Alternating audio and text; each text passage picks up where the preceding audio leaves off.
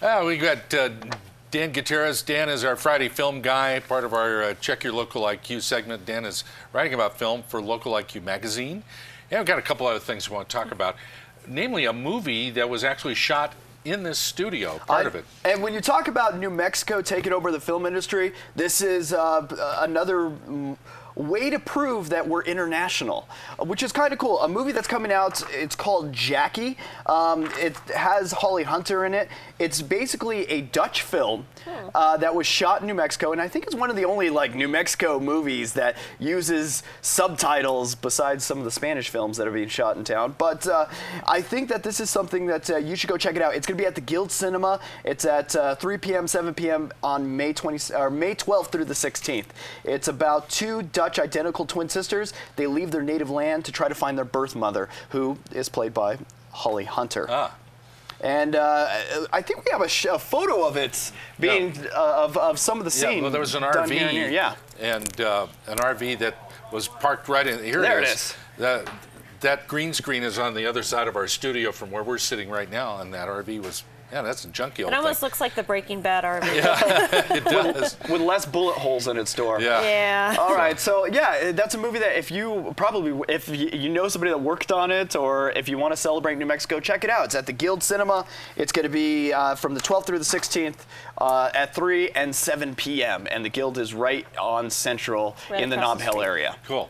Now, Kickstarter project. What's this about? Okay, there's something that I have to complain about, and it's something that a lot of big budget movies are using Kickstarter to kick off movies. And I know that sounds cool because fans could check out movies that they probably had no choice to see, or wouldn't have had a choice to see in the first place.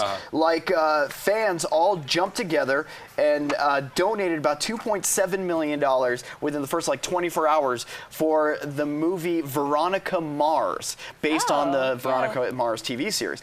But that sounds like a cool thing, but this is how it hurts the fans, is that first of all, it costs $35 to get a digital version of the movie, and then $50 when you donate to get yourself a physical copy. And if you're a super fan, you're probably going to pay, the $50 to get the physical DVD. But then you're going to have to buy tickets to go see that. So that's another $12, $13 to go see this. So you're asking the fans beforehand to pay $60 to $100 to check out a movie of yours, which your company could easily just fund, throw together, and make for you. And I'm talking about the big budget Kickstarters, not the small independent ones. And one that I was kind of frustrated to hear about, which kicked off this whole tirade, was Zach Braff. Zach Braff, you might have known him from Garden State. He wanted to do a follow-up movie called Wish I Was Here.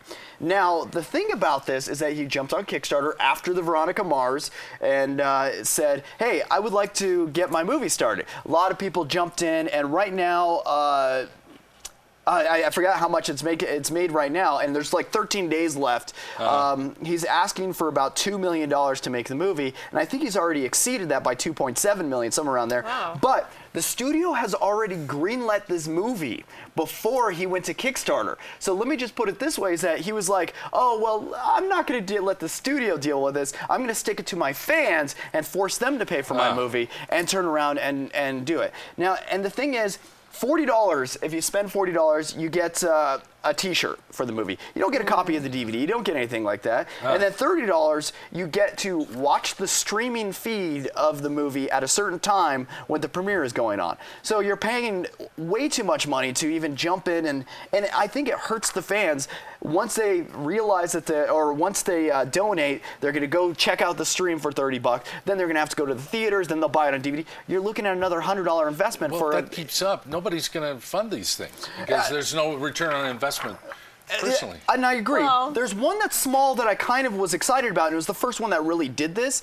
Simon Helberg, you might know him as Howard from The Big Bang Theory. What he did was that his wife wanted to make a movie, and there was no way that a studio wanted to jump in on somebody that didn't really know much. So they went to Kickstarter, and they were the first ones to do this. They made $111,000 off the Kickstarter campaign to do it, and it just was released in in theater, or they had their premiere recently, Right. and $20 of the donation got you a physical DVD copy. So I see that as like almost an advance purchase rather than you get something small and then have to pay more. And the cool thing about Simon Helberg is that he's going to be on my radio show this weekend. We're going to talk about his movie that his wife made, IMI, and we're also going to be talking about, yes, the Big Bang Theory's season finale on May 16th on CBS. So that's going to be cool. But if you want to check it out, go to my website, directorscutradio.com. You'll hear us this weekend talk to Simon Helberg. And if you don't catch the live stream, subscribe to the podcast at directorscutradio.com. You can check it out coming up soon. Awesome. Wow. So that's kind of cool to have Simon Helberg call in and talk about his movie.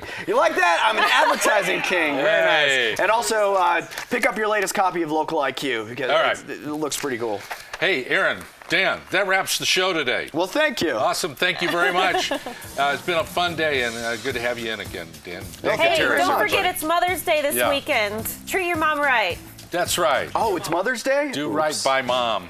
I need to get some flowers. Thanks for watching the Morning Brew, our Friday edition. We'll see you next week. Have a good weekend.